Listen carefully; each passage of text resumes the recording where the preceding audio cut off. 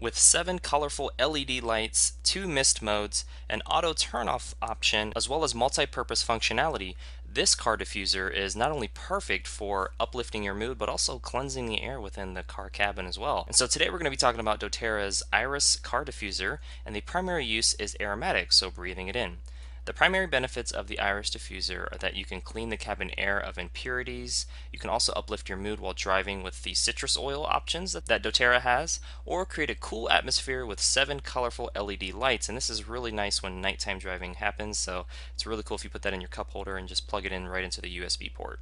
The directions for use are: for continuous mist mode, all you do is press the power button once and it will turn off in 3 hours. For the intermittent mode, you press the power button twice and it will run 30 seconds on and 30 seconds off for 6 hours.